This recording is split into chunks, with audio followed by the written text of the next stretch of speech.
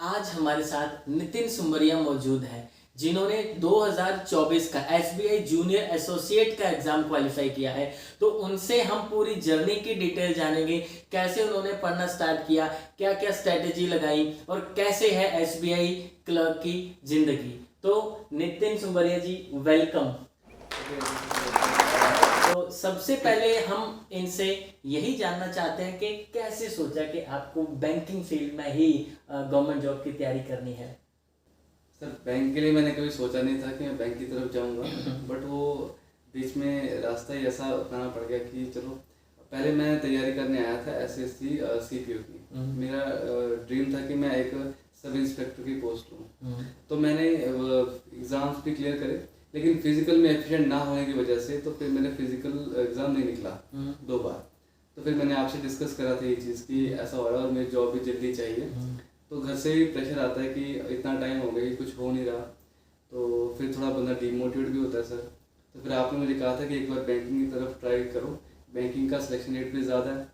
तो फिर मैंने उस तरफ थोड़ा जाने का ट्राई करा, तो उसमें थोड़ा मुझे लगा कि नहीं हो सकता है। 1-2 मॉक टेस्ट देखे तो लगा कि नहीं, थोड़ा हो जाएगा। फिर मैंने आपसे दोबारा डिस्कस किया, आपने बताया कि नहीं, ये चीज़ें अपनाओ। एवरेज कितना टाइम लग जाता है एक पेपर क्वालिफाई करने में? आपने जब तैयारी स्टार्ट करी तो उस तैयारी स्टार्ट करने से लेके पहला पेपर कब क्वालिफाई किया और फाइनल सिलेक्शन कितने टाइम बाद हुई? सर, जो मेरा फर्स्ट बैच था ना, तो मैंने अपना फर्स्ट बैच पूरा ईमानदारी से लगाया। ऑनेस्टली, अगर आप पहला बैच पूरा उससे अपना मोटिवेशन मोरल हाई से लगाते हो ना, तो आप ये मान के चलो कि 1 साल के अंदर अंदर आपको कोई ना कोई आपका रिजल्ट दिख जाएगा। प्री कोई ना कोई आपका क्लियर हो ही जाएगा, अगर आपने ऑनेस्टली तैयारी करी है ईमानदारी से। तो लगभग मुझे 1.5 से 2 साल के बीच में सर मेरा एग्ज़ाम क्लियर हो गया। मतलब मेरे स्टार्ट हो एग्ज़ाम क्लियर होना। मैंने IPS clerical, IPS PO, SBI clerk तो चलो निकल ही गया। ये सेकंड टाइम मैंने ये एग्ज़ाम दिया था एसबीआई क्लरिकल का। तो जब हम पढ़ाई स्टार्ट करते हैं, मैं एक पर्सनली एक मेरा क्वेश्चन है, ठीक है? जैसे बहुत सारे बच्चे नए नए बैचेस ज्वाइन करते हैं, बहुत सारे चैलेंजेस आते हैं स्टार्ट करने के लिए। पढ़ाई स्टार्ट करने के लिए बच्चों को बहुत ज़्यादा चैलेंजेस आते हैं। हमारे दर्शक भी जानना चाहेंगे कि आपकी लाइफ में या आपने जब एज ए स्टूडेंट पढ़ाई स्टार्ट करी तो चैलेंजेस क्या क्या थे और उन चैलेंजेस को ओवरकम आपने कैसे किया? सर, जब तैयारी स्टार्ट करी तो मेरे दिमाग में बस ये था कि अगर अब मैंने स्टार्ट कर दी ये चीज़, तो अब ये पूरे दिल से करनी है बस अब। तो मैं पूरे मन से लगा रहा। तो दिन में आप ये लगा लेंगे सर, ऑन एवरेज में 6 से 7 घंटे पढ़ता था। तो जो फर्स्ट बैच में वो चला था 6 महीने। तो 6 महीने तक आप ये मान लो कि रोज़ मैं 6 से 7 घंटे पढ़ता था। चाहे वो मैं टाइम कैसे भी निकालूं, रात के चाहे 12 बजे चाहे 1 बजे, ये टाइम पूरा करना ही होता है। और ये आप मान के चलो कि अगर आपको कोई टास्क दिया जाए अपने टीचर के द्वारा, तो आपने उसे करना ही करना है। पर डे कोई ना कोई आपको काम मिलता है अपने अपने टीचर से, तो आपने उसको करना ही होता है। ऐसा नहीं है कि आप उसको कल पे छोड़ देंगे, नहीं आज नहीं तो कल कर लेंगे, नहीं, ऐसा नहीं है। कंसिस्टेंसी बहुत ज़रूरी है सर। कंसिस्टेंसी इज़ की एग्ज़ाम क्लियर करने में। तो चैलेंजेस तो उसमें बहुत आते हैं सर, बट उनको हम अपने अकॉर्डिंग ही उनको पार कर पाते हैं अगर हम चाहें तो। ठीक है। टीचर्स का कितना रोल रहा है आपकी सिलेक्शन में और आपने सेल्फ स्टडी पे कितना फोकस किया है?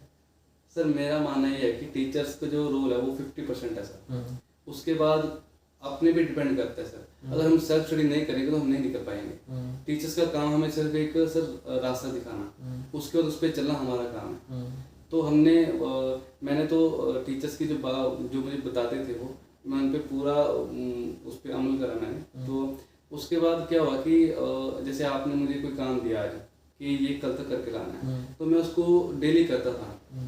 फिर डे बाई डे जब देखा कि मेरे में इम्प्रूवमेंट हो रही है, तो इसमें उसको करने से बदल जाता था।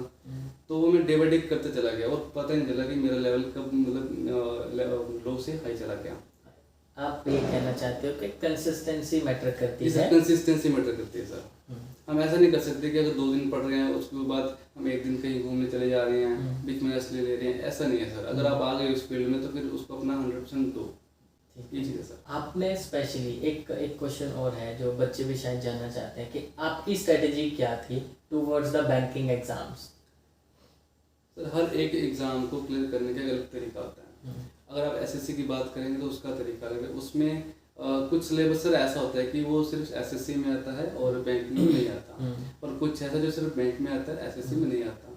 अगर आप बैंक की तैयारी कर रहे हैं तो आप वो ही चीज़ पढ़ो जो आपके मतलब की है। जैसे अगर मैथ्स की बात करें तो उसमें एडवांस मैथ्स नहीं आता।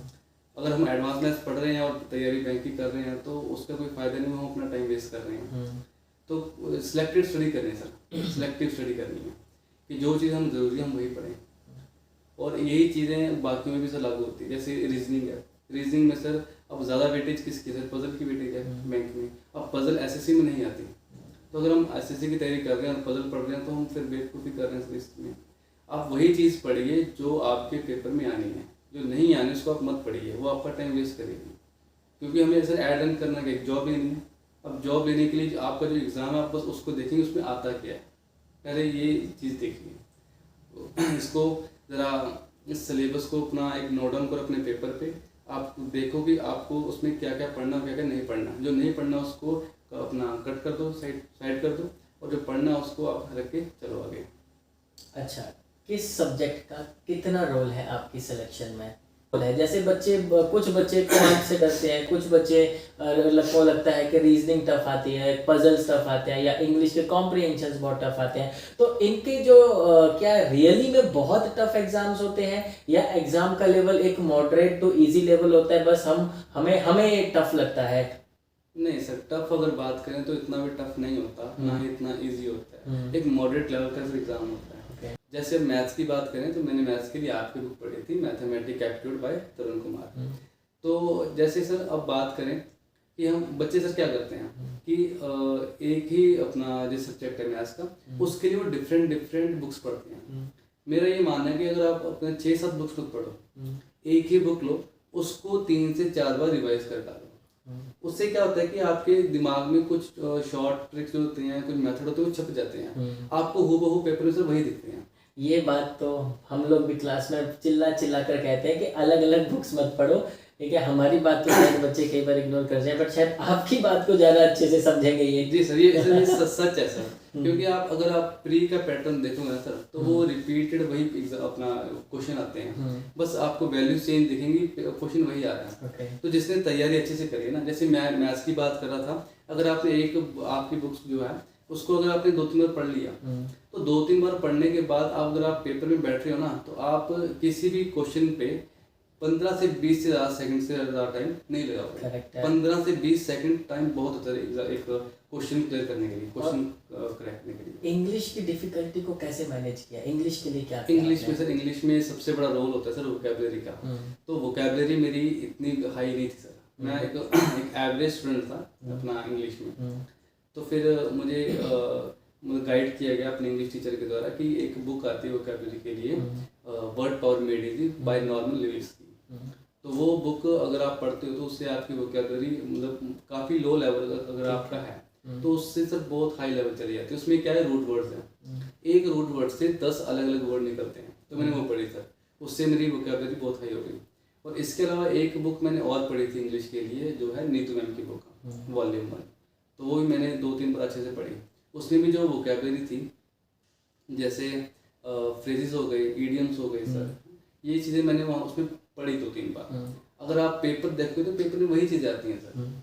हम करते हैं क्या कि सर हम एक बार बुक पढ़ते हैं और पूरी भी नहीं पढ़ते, फिर छोड़ देते हैं। बट हम करें क्या कि एक ही बुक लो, उसको 3 से 4 बार रिवाइज कर दो, चाहे वो इंग्लिश की है, चाहे वो रीजनिंग है, चाहे वो मैथ्स है। अगर आप ये काम करोगे तो आप देखोगे आप जल्दी अपने लेवल जो क्रॉस करते जाओगे। तो इस तरह से मैंने अपने जो टॉपिक्स थे या सिलेबस था, मैंने अच्छे से कवर करा। तो एक क्वेश्चन जो हमारी पब्लिक फिर से जानना चाहेगी, तैयारी जब आपने करना शुरू करी थी तो उस ड्यूरेशन में कितनी लड़कियों ने आपका जो एक एम है उसको भंग करने की कोशिश करी? सर वो तो हो जाता है सिर्फ वो तो हो जाता है, फिर भी अगर हम एक आइडिया, एक गेस मारे, 1 2 3 4 सर एक्चुअली बात ये है कि अगर हम पढ़ाई के टाइम फोकस करेंगे लड़कियों पे, तो सर फिर वो काम नहीं हो पाएगा। अगर आप किसी को टाइम दे भी रहे हो, चलो मान ले कि कोई है आपकी गर्लफ्रेंड है, तो आप उसको उतना ही टाइम दो जितना आपके लिए जरूरी है। अगर आप पढ़ाई का टाइम कट करके आप पढ़ाई का टाइम किसी और को दे दो, तो वो चीज़ फिर सर गलत हो जाती है। फिर आप अपने रास्ते से भटक जाती हूँ, ऐसा होता है। तो कहने तो का मतलब है कि नहीं, हाँ। उस टाइम सर ठीक है, उस टाइम थोड़ी बहुत बातचीत होती थी, बट इतना भी हम आगे नहीं गए कि अपना टाइम वेस्ट करें पढ़ाई ना के मामले डिस्टर्ब में। हो। जी सर। तो कहने का मतलब है कि हम पढ़ाई के साथ साथ गर्लफ्रेंड को ना ही रखें तो ज़्यादा अच्छा है। सर ये डिपेंड करता है गर्लफ्रेंड पे, अगर वो समझने वाली है तो ठीक है, अगर नहीं समझने वाली तो छोड़ दो। पढ़ाई के Correct आगे, है। पढ़ाई के आगे कोई उससे बड़ा नहीं है। उससे बड़ा नहीं, क्योंकि देखो आगे चल के भी तो पढ़ाई ने ही बिल्कुल पूरी सर। उम्र भर का हमारा भार उठाना है। क्योंकि सर अगर जॉब नहीं लगी तो फिर वो लड़की भी नहीं लड़की भी नहीं रहेगी। आएगी। चलो ये एक्सीलेंट आंसर है। मैं सब लड़कों को ये बोलना चाहता हूँ या लड़कियों को भी बोलना चाहता हूँ कि ड्यूरेशन, जब तक आपका पढ़ाई का टाइम, जब तक आपका स्ट्रगलिंग फेज चल रहा है, जब तक आप लोग गवर्नमेंट जॉब की तैयारी कर रहे हो, तब तक इन चीज़ों से दूरी बना के रखें, है ना। मतलब ऐसा तो है नहीं कि भाई हमने कभी भी नहीं लड़कियों की तरफ जाना है या कभी भी लड़कों की तरफ नहीं जाना है। हम अपना पढ़ाई पे फोकस करके नौकरी ले लें, फिर आपको जिसकी तरफ जाना है आप लोग जा सकते हो, है ना। ये बहुत इच्छा होती है कि लोगों की, ये बहुत इच्छा होती है हर स्टूडेंट की कि नौकरी लगेगी तो सैलरी कितनी आएगी। तो आप हमें बताइए, एसबीआई में जाने के बाद आपकी टोटल सैलरी कितनी आती है, इन हैंड कितनी आती है, और एसबीआई का लाइफ वर्क कल्चर कैसा है? सर अभी मुझे अप्रॉक्स 3 महीने हुए ज्वाइन करे हुए, तो वर्क प्रेशर तो अगर आप कहो तो इतना भी नहीं है, ठीक है, बट हर किसी काम में से प्रेशर तो होता ही है, चाहे वो कोई भी काम कर लो। तो अगर सैलरी की बात करें तो अगर ग्रॉस बात करें तो वो सर 45-46 के अराउंड है। प्लस इसके अलावा बैंक जो है वो कुछ सर पर्क्स देता है। जैसे एसबीआई इकलौता एक बैंक है जो पेट्रोल का अलाउंस देता है, और पेट्रोल वो देता है 20 लीटर एक मंथ का। ठीक है। देखो जिन लोगों ने ड्यूरेशन अपनी स्टडी के ड्यूरेशन में लड़की नहीं घुमाई होगी ना, पेट्रोल देते हैं एसबीआई वाले स्पेशली, ताकि बाइक में डलाओ, गाड़ी में डलाओ, लड़की को घुमाओ। तो आपने पेट्रोल डला के कुछ घुमाया किसी को? नहीं सर, अभी तक तो नहीं। 3 महीने हुआ है ना, फ्यूचर में कभी सोचेंगे? जी सर। चलो सर शादी का अच्छा, टाइम आप पर्क्स के बारे में बता रहे थे। जी सर। सर इसमें एसबीआई इकलौता सा बैंक है जो बाकी बैंकों से बहुत अलग बेनिफिट देता है, पर्क देता है, जो जब आप ज्वाइन करोगे तब आपको उन चीज़ों का पता चल जाएगा। बाकी मैं मोटा मोटा बता देता हूँ। जैसे अप्रॉक्स 3000 के अराउंड अगर आपको मैं बात करूँ तो पर मंथ आपको 3000 एक्स्ट्रा मिलेगा, अप्रॉक्स 3000 अप्रोक्सीमेटली जी, ये पर्क्स में। तो टोटल 48 बन गया। हाँ जी, हाँ 48-49 के अराउंड। 48 to 49 डिपेंड करता है सिटी कौन सी है ना। जी सर जी। बाकी और ये सब बहुत सारे लॉन्चेस होते हैं, वो जब एक बंदा ज्वाइन करता है तो मैं यहाँ बता नहीं सकता बहुत सारे। हाँ। तो जब ज्वाइन करता है कोई तो उसको पता चल जाएगा, उसको ये भी पता चल जाएगी और यहाँ इसमें क्या खासियत है एसबीआई में। इन हैंड कितनी आ जाती है सैलरी? इन हैंड सर अगर आप बात करें सबको मिला के अलाउंस वगैरह को तो 45 के अराउंड आ जाती है। 45 के अराउंड इन हैंड आती है, जी बाकी सर। कट कटा के है ना, टोटल 48 to 50 के रेंज में हम एक रख सकते जी हैं। सर। तो बहुत अच्छी सैलरी है ये, ठीक है। आई होप ये सैलरी भी पढ़ने वाले बच्चों को मोटिवेट करेगी। अब एक लास्ट क्वेश्चन पूछते हैं, जो लोग बच्चे तैयारी करने के बारे में सोच रहे हैं अभी, या जो तैयारी करना चाहते हैं, उनके लिए क्या बोलना चाहोगे आप? मैं यही बोलना चाहूँगा कि सर अगर एग्ज़ाम आ रहा है, जैसे मान लो कि दिसंबर में एग्ज़ाम आएगा, तो आप ऐसा मत करो कि दिसंबर में एग्ज़ाम आएगा तो दिसंबर में ही पढ़ना शुरू करो। अगर आप आज पढ़ना शुरू करते हैं तो आप 1 साल बाद के जो एग्ज़ाम आते हैं आप उनके लिए प्रिपेयर कर रहे हो। करेक्ट। अगर आप ऐसा करोगे कि नेक्स्ट मंथ एग्ज़ाम आ रहा है तो हम अभी तैयारी शुरू कर देंगे, तो ऐसा नहीं होगा, क्योंकि बहुत कंपटीशन है सर, बच्चे बहुत टाइम से लगे होते हैं। तो जो बच्चे पहले से तैयारी करते हैं वो आगे निकलते हैं। तो आप टाइम दीजिए खुद को, 1-1.5 साल खुद को टाइम दीजिए, पढ़िए, अपना सिलेबस कवर करिए, अच्छे से स्ट्रेटेजी बनाइए एग्ज़ाम क्लियर करने की। उसके बाद 1 साल के बाद आप देखोगे आप में क्या चीज़ आया। तो एग्ज़ाम निकलता सर 1 साल बाद। प्री क्वालिफाई होने के बाद बच्चों का भी काफ़ी डाउट्स रहते हैं कि सर प्री क्वालिफाई तो हो जाता है, बट मेंस जब आता है तो हमें 15 या 20 दिन का ही टाइम गैप मिलता है। तो कैसे हम अपनी प्री और मेंस की स्टडी को बैलेंस कर सकते हैं सो दैट हमें बहुत ज़्यादा ना पढ़ना पड़े, हम स्टार्टिंग में ही प्री और मेंस को कैसे मैनेज करें, बस इतना। जी सर, जैसे मैंने अभी कहा कि जैसे आप आज पढ़ना स्टार्ट करते हो तो आप 1 साल बाद के लिए तैयार हो गए।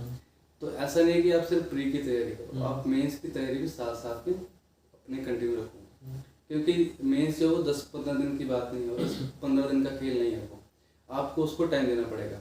और मेंस को सर समझना पड़ता है, उसमें कुछ सिलेक्टिव क्वेश्चन ही करने पड़ते हैं। अगर आप अपने ईगो पे ले लोगे कि नहीं ये मुझसे क्वेश्चन नहीं, और अगर पेपर में बैठ कर अगर आप ऐसा कर रहे हो कि ये क्वेश्चन मुझसे नहीं, मैं यही करूँगा क्वेश्चन, तो आप फिर नहीं कर पाओगे क्लियर, क्योंकि उसमें कुछ सिलेक्टिव क्वेश्चन होते हैं, आप उनको टारगेट करो पहले। सारे क्वेश्चन मेंस में हम नहीं करते, हमें करना क्या है, हमें सिर्फ कट ऑफ मार्क्स क्लियर करने हैं जो आपके लिए। तो आप क्या करो कि सिलेक्टिव क्वेश्चन जो आपको लगते हैं कि जो आपको हो सकते हैं, आप पहले उनको टारगेट करो, बाद में आप देखो जो क्वेश्चन थोड़े मॉडरेट हैं फिर उन पे जाओ। ठीक है, तो ये है नितिन सुमरिया, ठीक है। तो अब हमें इनसे विदा लेनी पड़ेगी।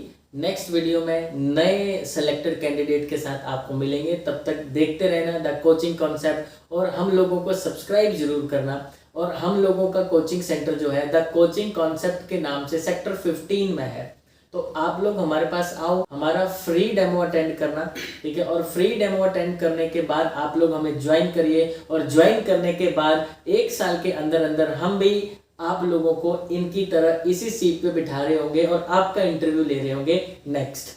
Till then bye bye.